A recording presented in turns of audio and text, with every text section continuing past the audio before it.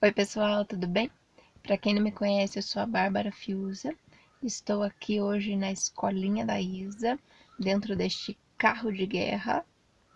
Você já viu o filme Quarto de Guerra? Então, esse aqui é o carro de guerra. É o carro que leva as pessoas para a igreja, é o carro onde eu gravo meus vídeos, onde eu choro, onde eu rio, onde eu oro. Então, esse carro é muito especial para mim. Ele realmente é um instrumento da obra do Senhor. Ele trabalha muito para a obra do Senhor. Hoje eu vim aqui porque eu quero compartilhar um conhecimento muito especial com vocês. Então, acho que todo mundo conhece a passagem da oferta da viúva pobre, que está lá em Marcos 12, do 41 ao 44, né? Vou contar rapidinho assim, só para fazer uma introdução. Então é o seguinte: Jesus estava lá, sentado no pátio do templo, onde tinham muitos gasofiláceos, que eram recipientes onde as pessoas colocavam suas ofertas. Jesus estava lá só observando, né? Os discípulos dele ali, e ele usava coisas do cotidiano para ensinar os discípulos sobre coisas do reino de Deus.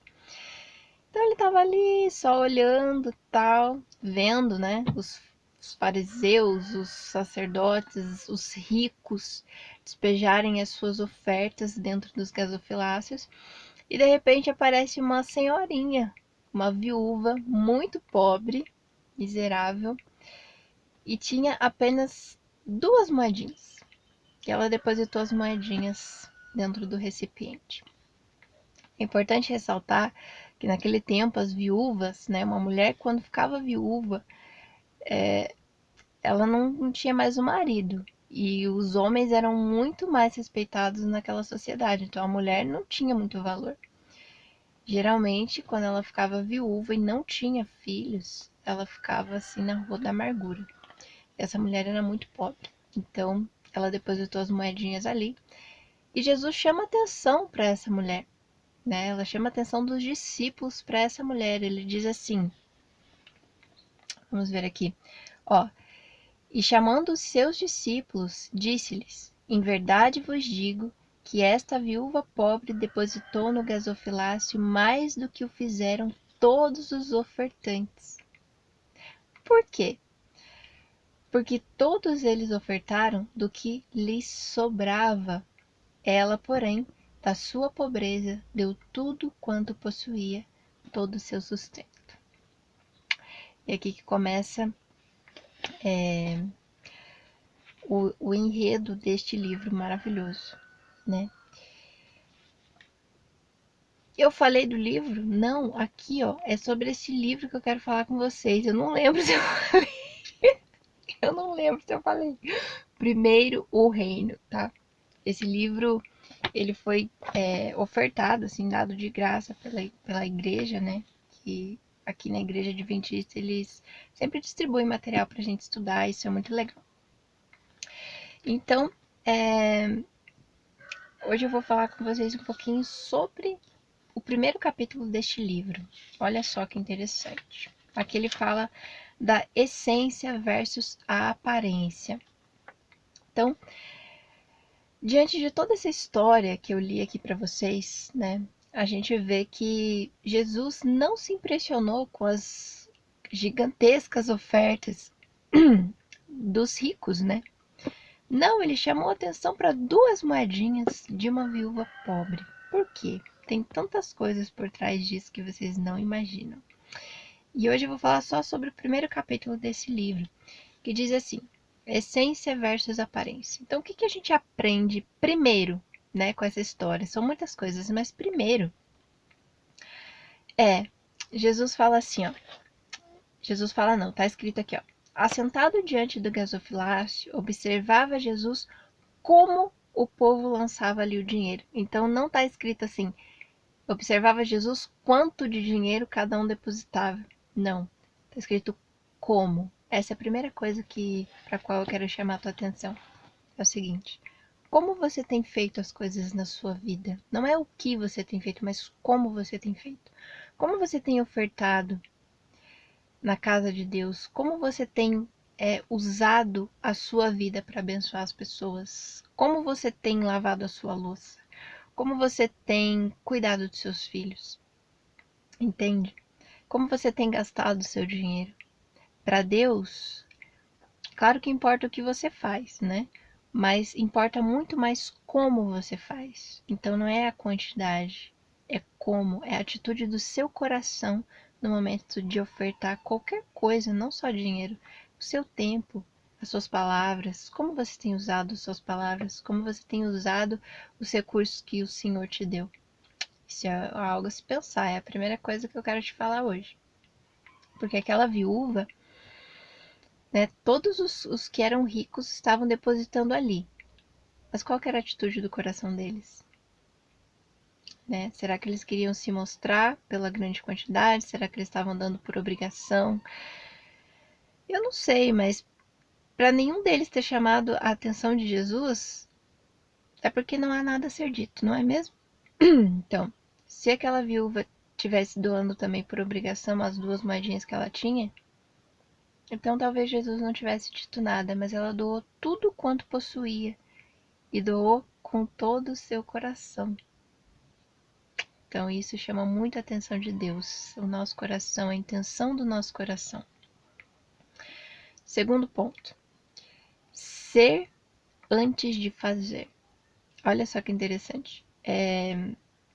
A nossa sociedade, o mundo que nós vivemos hoje, prega muito fazer. A gente tem que produzir, a gente tem que ser produtivo, a gente tem que ser ágil, a gente tem que fazer, né? E é muito importante fazer.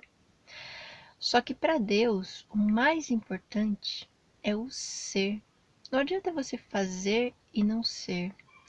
No mundo cristão, não adianta você doar, como Paulo diz, né? De nada vale eu dar o meu corpo para ser queimado, eu fazer grandes ofertas, eu falar na língua dos anjos. Se eu não tiver amor, se eu não for amor. Então, não adianta nada eu ter atitudes de caridade, por exemplo, se no meu coração não existe amor. Se eu não sou caridade. Se eu só estou fazendo por obrigação, para me aparecer, ou por qualquer outro motivo que não tem a ver com quem eu sou. Por que geralmente as pessoas se referem a quem elas são pela sua profissão? Porque isso diz muito sobre quem elas são, só que muitas vezes é só o que elas fazem. Então, é muito importante que antes de fazer alguma coisa, nós pensemos em quem nós somos, porque o que nós fazemos é o reflexo daquilo que nós somos. E se não é, é porque a nossa atitude está sendo vazia, né? Terceiro ponto. Jesus quer transformar quem nós somos. Então, quando você se converte, passa a seguir a Jesus, nem sempre ele vai melhorar a tua situação financeira, nem sempre ele vai melhorar o teu casamento logo de cara, nem sempre ele vai te dar coisas que você não tem. Tô falando nem sempre, tá? Não é regra. Mas primeiro ele vai mudar quem você é. Porque ele quer te preparar para as coisas que ele tem para te dar, entende? Então a mudança sempre começa de dentro. Ele quer mudar quem você é. E mesmo que você não crê em Jesus, eu posso estar aqui falando para pessoas que não são cristãs. Até para pessoas que não creem em Deus, não importa. Até mesmo se você é ateu, se você tem outra religião, não importa. Se você pensar em ser antes de fazer, a sua vida vai ser muito mais bem sucedida. E toda mudança começa sempre de dentro para fora, nunca ao contrário, né? Claro, às vezes coisas que acontecem fora contribuem para que a gente queira mudar por dentro, para que a gente mude por dentro. Mas a verdadeira transformação, ela acontece de dentro para fora. Então, Jesus quer mudar quem você é e não necessariamente o que você tem ou não tem, né? Quarto ponto aqui, a obediência pelo amor. Então, muitas pessoas ricas estavam ali naquele templo depositando suas ofertas no gasofilácio por obrigação, por obediência, por medo de Deus, por status, por costume, por qualquer outro motivo que não fosse o amor. Eu te pergunto agora, quando alguém faz alguma coisa legal pra você, assim, alguma coisa, nossa, extraordinária. Por exemplo, você tem uma dívida, né? Você tem uma grande dívida. E vem alguém assim que você nem imaginaria, essa pessoa vai lá e paga a tua dívida. Imagina que beleza? Ai, meu Deus. Isso seria ótimo, né? Então, o que você sentiria por essa pessoa? O que você faria pra essa pessoa? Se você não tivesse como pagar o que ela fez por você. Já pensou? Não sei, talvez você fizesse um jantar pra ela. Talvez você, né, comprasse alguma coisa simbólica, assim, pra agradecer. Talvez você prestasse algum serviço pra ela como forma de gratidão. Não sei. Mas isso seria motivado pela gratidão, sabe? Pelo amor que gera gratidão. E é isso que a gente tem que pensar de Deus, sabe? Ele pagou a nossa dívida. Então, tudo que a gente faz para Ele tem que ser por amor e gratidão. Se não for motivado por isso, é melhor não fazer. É melhor não fazer se for só por medo de ir pro inferno, se você acredita no inferno. É melhor não fazer, porque não vai adiantar. Deus não olha para as coisas que a gente faz, Ele olha para a atitude do nosso coração, como eu já falei, né? Então, as coisas que a gente faz para Deus e que a gente faz para as pessoas e que a gente faz para a gente mesmo, para o mundo, né?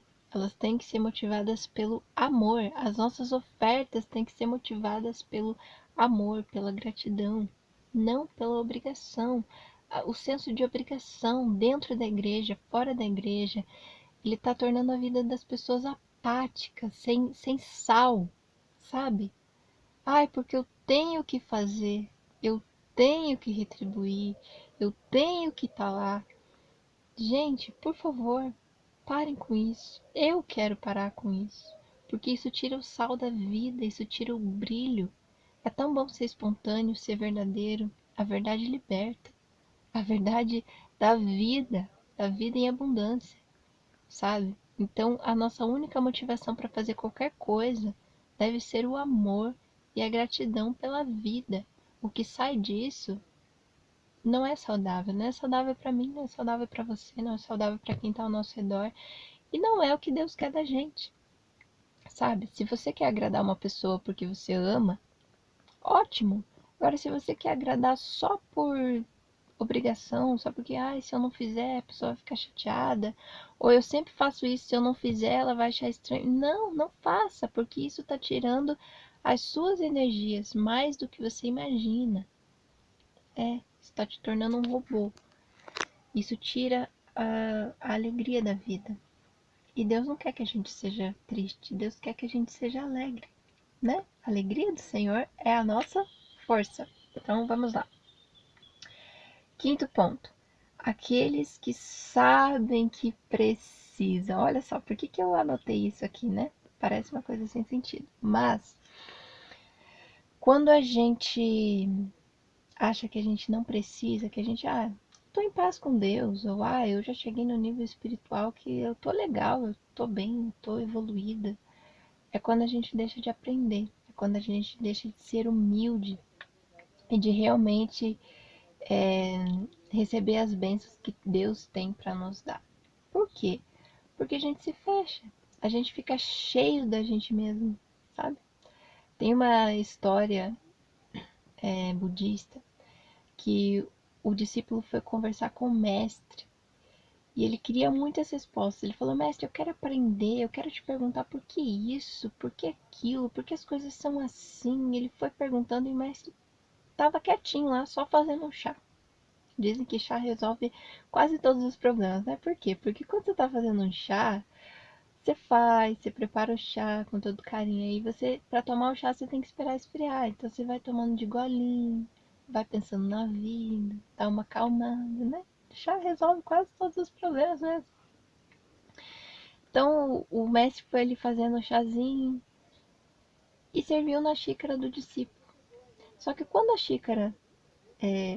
ele terminou de encher a xícara, ele não parou de despejar o chá.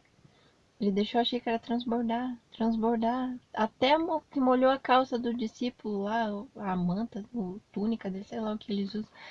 E o discípulo, ô mestre, olha o que o senhor tá fazendo, tá me molhando todo, tá transbordando aí na xícara. E o mestre falou assim, filho, é assim que tá a sua mente, então eu não posso te ensinar nada nesse momento. Por quê? Porque o discípulo estava cheio demais dele mesmo. Você entende? Estava cheio das respostas dele, estava cheio da arrogância dele, estava cheio. Você entende? Não adiantava o mestre dar qualquer resposta, que ele já estava cheio das próprias respostas, de quem ele era. E a gente não pode se apresentar assim diante de Deus e diante da vida, com os nossos preceitos e preconceitos, porque eu sei, porque eu já tô, porque eu já cheguei, porque eu não preciso tanto. Todos nós precisamos, né?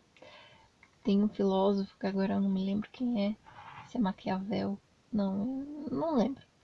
Mas ele disse: só sei que nada sei. Por quê? Porque quanto mais você aprende, mais você vê que nada você sabe. Quanto mais você conhece a Deus, mais você vê que Ele é grande demais para você conhecê-lo completamente, sabe? E quanto mais a gente evolui, mais a gente vê que nunca vamos completar o conhecimento dentro de nós, né? Precisamos da eternidade para isso. Então, aquelas pessoas ricas que estavam ofertando, talvez elas estavam ofertando muito, mas aquele muito era o que sobrava, porque elas eram muito ricas, sabe? Então elas achavam que elas tinham muito e que por isso elas podiam dar muito de qualquer jeito, que não ia fazer falta e não ia mesmo, né? Agora a viúva, que sabia que precisava, que era miserável, que estava ali numa atitude de humildade, ela estava aberta para receber tudo que Deus tinha para dar para ela. Às vezes, quando a gente tem menos, quando a gente faz mais, às vezes, quando a gente sabe que precisa, quando a gente realmente recebe, quando a gente acha que tem mais, quando a gente tem mais, muitas vezes a gente não faz tudo que poderia fazer. Eu não sei por que isso acontece, mas nós somos assim. E o quinto e a última coisa que eu tirei daqui é como nós podemos mudar isso nas nossas vidas. Aí está realmente um passo para que a gente não deixe esse conhecimento só dentro da cabeça, né? Para que ele encontre uma prática assim na vida real, porque é isso que realmente faz a diferença. Não adianta você ler a Bíblia ou qualquer outro livro e só deixar dentro da Bíblia, ou dentro do livro, ou dentro da sua cabeça. Você tem que praticar, é isso que realmente faz a nossa vida ser transformada, né? Então, eu espero que, apesar de quase 20 minutos de vídeo, esse conhecimento tenha valido a pena para você e que, se você gostou, que você possa refletir nisso, que você possa ler essa passagem da Bíblia. Se você está perto de mim e quiser o livro emprestado, eu posso te emprestar também. E que você possa compartilhar esse conhecimento com outras pessoas, mas principalmente, né, antes de compartilhar, que você aplique na sua vida, que você reflita o que você está dando para o universo, né? Porque às vezes a gente reclama do que a gente está recebendo, mas o que a gente está dando, na verdade? Veja o que você está dando e como você está dando. E se você chegar à conclusão de que não está dando algo bom ou que a forma como você tem doado a si mesmo não está sendo agradável, não está sendo o que você gostaria de receber, peça para Deus te transformar, tá bom? Espero que você tenha gostado e a gente se vê. Tchau, tchau.